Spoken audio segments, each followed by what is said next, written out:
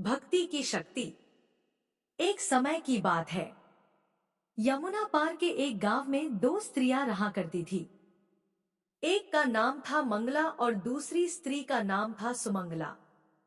मंगला और सुमंगला दोनों रोज यमुना पार से नाव में बैठकर वृंदावन आती थी और वृंदावन आकर जगह जगह घूमकर सब्जी बेचा करती थी।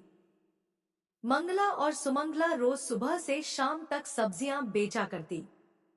जब मंगला और सुमंगला की सारी सब्जियां बिक जाया करती तो वो दोनों यमुना किनारे बैठ जाया करती। वह दोनों अपने घर से रोटी और माखन भोजन के लिए लाया करती और यमुना किनारे पेड़ की छांव में बैठकर भोजन खाती और नाव में बैठकर यमुना पार अपने घर चली जाया करती थी। मंगला और सुमंगला थी तो वृंदावन के यमुना पार की, पर वह भगवान श्री कृष्ण को जानती नहीं थी। भक्ति क्या होती है उन्होंने कभी जाना ही नहीं था। वो तो केवल सब्जियां बेचकर गुजारा करना और अपना पेट भरना जानती थी। एक दिन मंगला और सुमंगला सब्जी बेचने वृंदावन आई और उस दिन उनकी सब्जी जल्दी बिक गई। सुमंगला बोली, अरे बहन मंगला, आज तो हमारी सब्जियां और दिनों से बहुत जल्दी बिक गई। मंगला ने कहा, हाँ बहन सुमंगला, आज तो काफी जल्दी सब्जियां बिक गई। अब आप बताओ अब क्या करें? सुमंगला बोली, हाँ बहन, अब इतनी जल्दी घर जाकर भी हम क्या करेंगे?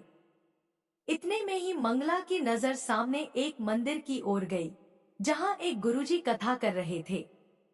मंगला बोली, बहन सुमंगला देखो सामने मंदिर में कथा हो रही है। सुमंगला बोली, अरे बहन मंगला यह कथा क्या होती है? मंगला ने उत्तर दिया, यह तो मुझे भी नहीं पता कि कथा क्या होती है, पर सब लोग कहते हैं कि कथा होती है, तो चलो आज हम भी सुन लेंगे कि कथा क्या होती है। मंगला और सुमंगला दोनों मंदिर में कथा सुनने के लिए जाने लगी और मंदिर में जाकर भक्तों के बीच बैठकर कथा सुनने लगी। कथा में गुरुजी प्रेम से भगवान की चर्चा सुना रहे थे। वे कह रहे थे, भक्तों, जिसने भगवान से प्रेम नहीं किया उसका जीवन बेकार है। जिसका प्रेम श्री कृष्ण के चरणों में नहीं हुआ उसका जीवन बेकार है। भगवान को प्राप्त करना ही इस जीवन का लक्ष्य है। यह मनुष्य जीवन सिर्फ हमें भगवान की प्राप्ति करने के लिए मिला है, पर इस संसार में सभी मनुष्य पैसा इकट्ठा करने में लगे हैं। भूल गए हैं कि इस जगत में आने का उनका उद्देश्य क्या था। गुरुजी ने जब इस तरह समझाया तो मंगला और सुमंगला बहुत प्रभावित हुई। मंगला बोली, बहन सुमंगला देखो गुरुजी ने आज क्या कहा है कि भगवान श्री कृष्ण के चरणों में अगर प्रेम नहीं हुआ तो यह जीवन बेकार है। बहन मंगला, क्या हमारा जीवन बेकार चला जाएगा? सुमंगला ने उत्तर दिया, हाँ बहन, लगता तो ऐसा ही है। मंगला ने पूछा, बहन तू बता, तूने कभी श्री कृष्ण को देखा है? सुमंगला बोली, अरे बहन मैं तो तेरे साथ ही रहती हूँ, मैंने कहाँ भगवान को देखा है। बहन फिर ये बताओ भगवान कहाँ मिलेंगे? मंगला और सुमंगला आपस में चर्चा कर ही रही थी कि इतने में एक संत वहां से गुजरे।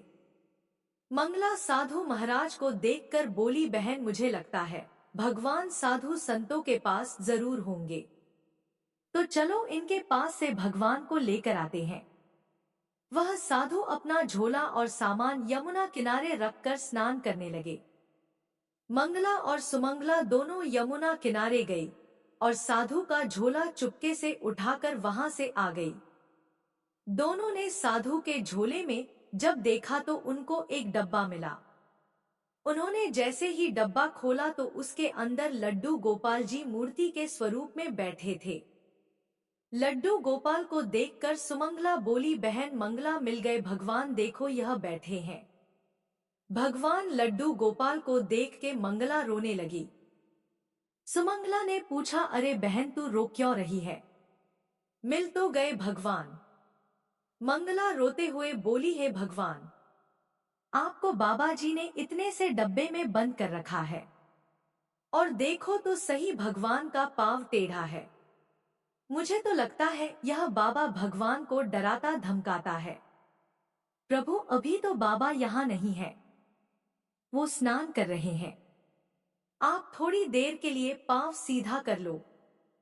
सुमंगला बोली, बहन मंगला, भगवान तो अपना पांव सीधा नहीं कर रहे हैं।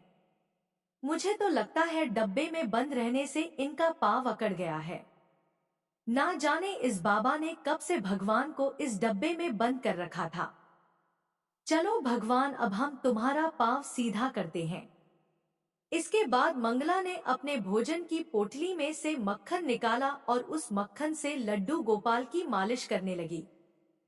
भगवान ने जब दोनों के इस प्रेम को देखा तो भगवान उनके सहज और सरल स्वभाव पर रीझ गए और अपने भक्त के प्रेम के लिए भगवान ने अपने हाथ पांव सीधे कर लिए। मंगला बोली, देख सुमंगला, भगवान ने अपने हाथ पांव सीधे कर लिए। फिर सुमंगला बोली, बहन यह बहुत भूखे भी होंगे। पता नहीं इस बाबा ने इन्हें खाना खिलाया है कि नहीं। चलो हम इन्हें खाना खिलाते हैं। मंगला और सुमंगला अपने भोजन के लिए लाई हुई रोटी और मक्खन का भोग भगवान को लगाने लगी। इतने में साधु बाबा स्नान करके वहां आ गए। साधु को देखकर मंगला और सुमंगला वहां से भागने लगी और दोनों कुछ दूर जाकर रुककर बोली, अरे ओ बाबा, भगवान को इतना इतना डराया धमकाया मत करो। तुमने भगवान को डरा धमका के रखा था ना बाबा। बेचारे वो टेढ़े पांव करके डब्बे में बैठे थे, हमने उनका पांव सीधा कर दिया है, अब उनका पांव टेढ़ा मत करना। जब साधु ने लड्डू गोपाल को देखा तो लड्डू गोपाल के दोनों हाथ पैर सीधे थे। यह चमत्कार देख के साधु उन दोनों स्त्रियों को रोकने के लिए उनके पीछे भागने लगे। अरे रुक जाओ, भागो मत, रुक जाओ, मैं तुम्हें कुछ नहीं कहूंगा। पर वो दोनों नहीं रुकी। उनको लगा कि बाबा उन्हें पकड़कर डांट लगाएंगे। अगले दिन मंगला और सुमंगला दोनों सब्जी बेचने के लिए वृंदावन आई और आज भी उन दोनों की सब्जियां जल्दी बिक गई। आज वह फिर से मंदिर में कथा सुनने के लिए चली गई। कथा में गुरुजी भगवान के नाम की महिमा की चर्चा कर रहे थे। उन्होंने कहा, भक्तों, यदि आप राधे श्याम जपोगे तो भव सागर से भी पार हो जाओगे। इसलिए भगवान के नाम को हमेशा जपते रहना चाहिए। यही नाम हमें भव सागर से पार कराएगा। आज की कथा सुनकर दोनों वापस अपने घर के लिए जाने लगे।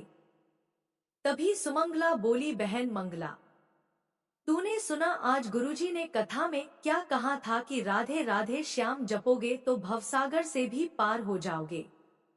तो बहन, जब राधे श्याम नाम लेने से भव अगर पार कर सकते हैं तो यह यमुना भी तो हम पार कर सकते हैं। मंगला बोली, हाँ बहन, हम दोनों रोज इस पार से उस पार आते जाते हैं। 25 पैसे तो हमारे रोज नाव का किराया देने में खर्च हो जाते हैं। हम भी अब राधे श्याम जपेंगे और बिना पैसा खर्च किए यमुना पार हो जाएंगे। मंगला और सुमंगला गुरु के वचनों पर विश्वास करके राधे श्याम जपने लगी और यमुना की ओर बढ़ने लगी। वो दोनों राधे श्याम जपते हुए सच में पानी के ऊपर चलने लगी। राधे श्याम जपते हुए उन दोनों ने पानी के ऊपर चलकर यमुना को पार कर लिया। अब तो मंगला और सुमंगला का भगवान श्री कृष्ण के प्रति प्रेम और विश्वास दृढ़ हो गया और वह दोनों श्री कृष्ण की भक्ति करने लगी। एक दिन मंगला ने कहा, बहन सुमंगला, हमने गुरु जी की कृपा से श्री कृष्ण की भक्ति पाई है और गुरु जी के कहने पर हमने नाम जपते हुए यमुना को पैदल पार किया है, तो इससे हमारे बहुत पैसे भी बचे हैं। क्यों ना हम गुरुजी को घर बुलाएं और उन्हें भोजन खिलाएं। सुमंगला बोली, ठीक है बहन, तुम जाकर गुरुजी को ले आओ और मैं यहाँ पर भोजन की तैयारी कर लेती हूँ। मंगला गुरुजी को लेने मंदिर में गई और गुरुजी से बोली, गुरुजी, हम चाहते हैं आप अपने चरण हमारी कुटिया में रखें। हम आपको भोजन कराकर कुछ दान दक्षिणा देना चाहते हैं। गुरुजी ने मंगला की बात मान ली और बोले, ठीक है बेटी, मैं तुम्हारे संग तुम्हारी कुटिया में चलने के लिए तैयार हूँ। मंगला गुरुजी को लेकर मंदिर से लेकर यमुना तट पर आ जाती है। गुरुजी ने जब देखा कि यमुना तट पर तो कोई नाव नहीं है, यह मुझे पार कैसे लेकर जाएगी? तब गुरुजी ने मंगला से पूछा, बेटी तुम मुझे यमुना पार कैसे लेकर जाओगी? यहाँ तो कोई नाव ही नहीं दिख रही। मंगला बोली, गुरुजी आपने ही तो हमें सबसे बड़ी नौका प्रदान की है। मंगला को लगा जैसे हम गुरुजी के शिष्य होकर राधे श्याम जप के यमुना पार कर लेते हैं, वैसे ही गुरुजी भी यमुना पार कर लेते होंगे। और मंगला राधे श्याम जपते हुए पानी में चलने लगी। मंगला ने जब थोड़ी दूर जाकर पलट के देखा तो गुरुजी वहीं किनारे खड़े हुए थे। वो बोली, अरे गुरुजी आप क्यों नहीं बढ़ रहे हैं? गुरुजी को लगा कि इस तट पर यमुना का पानी बहुत कम है। यह विचार करके गुरुजी आगे बढ़ने लगे। जैसे ही गुरुजी ने अपना पांव पानी में आगे बढ़ाया, वैसे ही गुरुजी कमर तक पानी में डूब गए। वह कहने लगे, अरे यहाँ तो पानी बहुत गहरा है और यह पानी में कैसे चल रही है? यह कोई आम स्त्री नहीं, यह तो कोई चुड़ैल लगती है जो पानी में चल रही है। गुरुजी को पानी में डूबा देख मंगला गुरुजी को लेने के लिए वापस आने लगती है। मंगला गुरुजी के पास पहुंचकर गुरुजी का हाथ पकड़कर उन्हें यमुना पार ले जाने लगी। इधर गुरुजी डर कर बोल रहे थे, अरे अरे मुझे छोड़ दो। मंगला ने गुरुजी की बातों का कोई जवाब नहीं दिया। वो तो बस राधे श्याम जप रही थी। गुरुजी सोच रहे थे, हे भगवान, यह तो मुझे बीच यमुना में ले जाकर मारेगी। मंगला गुरुजी को लेकर यमुना पार हो गई और बोले, गुरुजी हम यमुना पार आ गए हैं। गुरुजी क्या बात है, आप मुझसे इतना डर क्यों रहे हैं? गुरुजी बोले, कौन हो तुम? क्यों मारना चाहती हो मुझे? क्या बिगाड़ा है मैंने तुम्हारा? कौन हो तुम, चुड़ैल हो या भूतनी? मंगला बोली, गुरुजी ना तो मैं कोई चुड़ैल हूँ और ना कोई भूतनी, मैं तो आपकी शिष्या हूँ। गुरुजी बोले, हे भगवान मैंने कब इन भूत चुड़ैलों को शिष्य बनाया?